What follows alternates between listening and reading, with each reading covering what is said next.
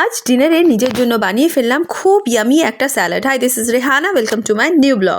আজ সকালটা শুরু হয়েছিল খুবই ব্যস্ততার মধ্যে। দিদি আর আমার একটা জায়গায় অ্যাপয়েন্টমেন্ট ছিল, আমার না দিদির অ্যাপয়েন্টমেন্ট ছিল, কিন্তু আমাকে নিয়ে যাওয়ার ছিল দিদিকে।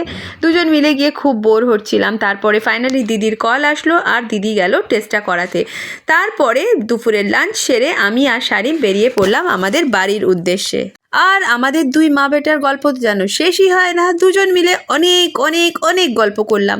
গল্প করতে করতে বাসের ওয়েট করতে করতে ফাইনালি যখন আমরা বাসে উঠলাম, তখনই বাসে উঠে দুজনা চেষ্টা করলাম যদি একটু ঘুমানো যায়, কিন্তু কি করব, বাস যা জোর চলছিল আমাদের ঘুম আর হচ্ছিল না। তো আমরাও ডিসাইড করলাম দুজন মিলে এখন গল্প করতে করতেই যায়। তো দুজন মিলে গল্প করতে করতে ফাইনালি আমরা আমাদের বিল্ডিংয়ের লিফটেও এসে পৌঁছালাম। আর লিফটে বাটন প্রেস করে আমরা ওয়েট করছিলাম কতক্ষণে আমাদের ফ্লোর আসে। তারপরে ফাইনালি আমি আমাদের ঘরে পৌঁছে গেলাম। আর রাস্তাতেই শারিম বলেছিল আজকে ও গিয়ে ম্যাগি খাবে, তাই জন্য গিয়ে পৌঁছেই একটু ম্যাগি বানাতে বসে পড়লাম।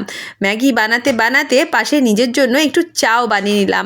সন্ধেবেলা আর সকালবেলা যেন চা না হলে আমার হয় না, তাই জন্য একটু কড়া করে চা বানিয়ে নিলাম। আর এই ম্যাগি রেডি হয়ে যাওয়ার পরে ম্যাগি নিয়ে বসে পড়লাম মা বেটা। আমি যে পাত্রে বানিয়েছিলাম সেটা নিয়েই বসে পড়লাম, আর এনার্জি হচ্ছিল না আরেকটা কোথাও ঢালার জন্য। ছেলেকে একটা ভালো প্লেটে দিলাম, কিন্তু আমি ওই বাটিটা নিয়েই বসে পড়লাম। ওটা আমার খুব মজা লাগে ওটাকে চেঁচে পুচে খেতে। তারপরে ফাইনালি আমি আবার রেডি হয়ে পড়লাম শপে যাওয়ার জন্য, কারণ কালকে আমি শপে যেতে পারিনি, আজ তো শপে যেতেই হবে। তাই জন্য আমি এদিকে রেডি হচ্ছি, আরেকদিকে শারিম রেডি হচ্ছে। তুই মা বেটা মিলে রেডি হয়ে পৌঁছে গেলাম শপ। আর যাওয়ার পথে একটা সেলফি তো নিয়েই নিলাম। এইবারে পৌঁছে গেলাম আমরা শপ থেকে যখন রাত্রেবেলা ফিরলাম, আজ থেকে আমি ডিসাইড করেছি যে মর্নিংয়ের কুকিংয়ের কিছু কাজটা এগিয়ে রাখবো, কারণ কাল থেকে শারিমের পরীক্ষা শুরু হচ্ছে।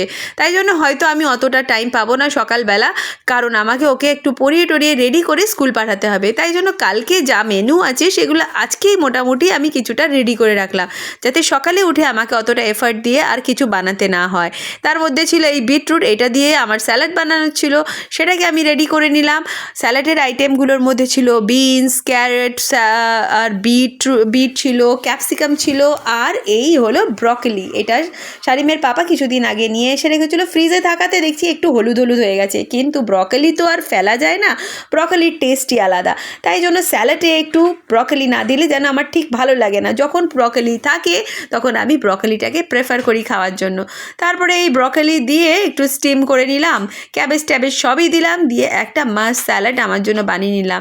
আর সাথে সাথে সকালের জন্য যা যা রেডি করা দরকার, যেগুলো উঠে আমি সকালে করি, সেগুলো আজকে টপিংগুলো মোটামুটি রেডি করে আমি ফ্রিজে এয়ারটাইট জারে করে রেখে দিলাম, যাতে সকালে উঠে আমাকে অত এফর্ট দিতে না হয়। আর সাথে সাথে আলু টালু যা ছিল সবই মোটামুটি রেডি করে রাখলাম, সকালে খালি পেঁয়াজটা রেডি করব।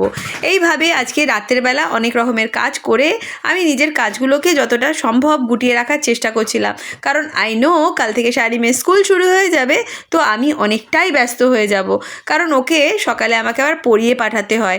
এবার দেখতে দেখতে আমার যত স্যালাডের আইটেমও রেডি হয়ে গেল, আর যেগুলো আমি রান্না করব সেগুলোও রেডি করে নিলাম। আর দেখো আমার স্যালাডটা কত কালারফুল লাগছে, কারণ এরকম স্যালাড আপনারাও বানিয়ে খেতে পারেন। Follow for more, bye bye.